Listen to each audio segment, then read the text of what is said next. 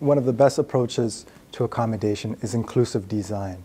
And this really prevents even the need for accommodation. And it involves thinking about the diversity of the public you serve at the design stage, when you're designing programs, policies, and practices.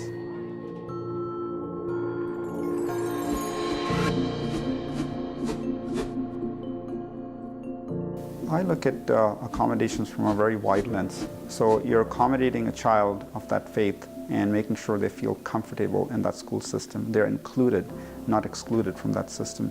That includes not only their articles of faith being accepted, but also knowing how to engage in that particular faith-based talk. It's a cultural proficiency talk you have. We also talked about the idea it gives you multiple. For me, accommodation is having a diverse educator in the school so that those children see that diversity. That's accommodating them because they don't see a diverse face. They don't see a face of their own faith or another faith. They feel that it is all a homogeneous culture here. For the most part, I really, really love what the teachers, principals, vice principals, the secretaries, God love your secretaries, what they do to accommodate my children. School secretaries are paramount in that first impression. They are the first image, the first face, the first voice that students and parents hear when they come into the school. And ultimately, our students should perceive the office as a friendly place, a welcoming place, somewhere they can come to have their question answered and be treated with dignity and respect.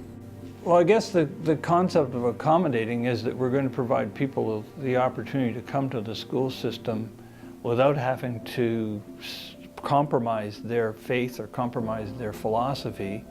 So sometimes accommodation is just backing away, providing space for things to happen.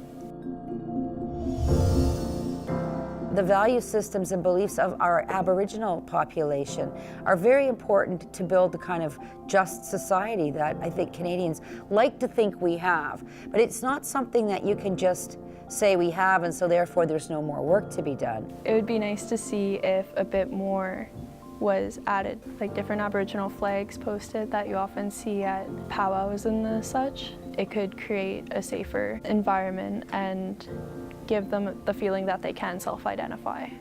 We expect the Buddhists to respect 5 different principles. I'll refrain from killing, refrain from stealing, adultery, untruth, and refrain from getting intoxicated. So in the school system, if there is any provision where children, they are given 5 minutes to refresh their mind about these 5 things, it will be a great idea. My teachers, I guess they didn't really understand the importance of prayer. So first the main office was a little hesitant because, but once we explained that prayer is very important, they let us, they gave us a room, they let us pray, they were really nice about it. Probably the most important thing that could be done would be, to train teachers to handle diverse classrooms and to value diversity, to treat diversity as a resource instead of as a problem. For the initiative to be taken by the teachers, because now I'm very confident, but growing up, maybe that confidence wasn't there because I wasn't able to advocate for myself. You can't expect that of a young student who just wants to assimilate and be normal and fit in with everyone else. The other thing we can do is to constantly be educating ourselves. Schools can play a really good role in that in terms of providing that kind of capacity building opportunities for teachers in their schools so that they're more comfortable in addressing these concerns when they're brought forward. Suddenly, turn light switches on. I think the accommodation that I see needs to be deeper than just recognizing the holidays and recognizing that they have different names. We really have to look at the deeper need that these kids have to really identify with who they are.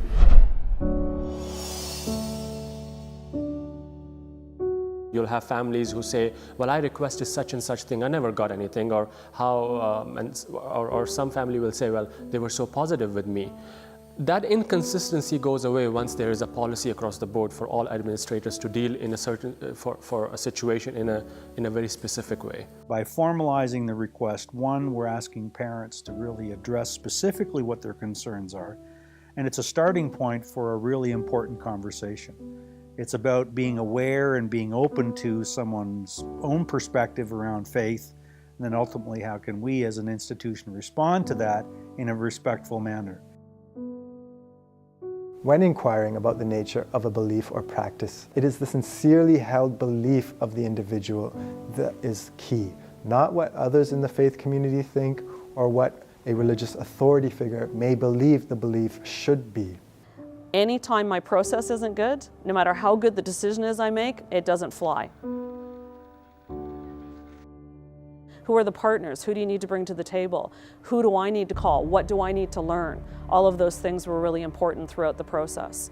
There is curriculum that we have an obligation to deliver, student safety or student wellness. So there are other policies as well that intersect with this. It started off with a lot of apprehension on my part. I was concerned, I was worried, I didn't want to offend the family. I wanted to be able to work through it within my building with the supports that I could bring in. I didn't want it to mushroom into something that became larger than life because it didn't need to be that way. Really where it starts is that conversation so that we have a deeper understanding, number one, how important this particular aspect of the faith would be to the individual, whether that's the child or the parents. And then secondly, that what they see as an appropriate accommodation. It's important that the accommodation is provided in a dignified manner. So for instance, you might be able to accommodate a person by letting them use the school closet or some dark, dingy place to observe a particular form of worship. However, that would not be very dignified and would definitely grate against that principle. Good process is a key factor in effective dispute resolution, and it is important to engage all relevant parties as much as possible in the process.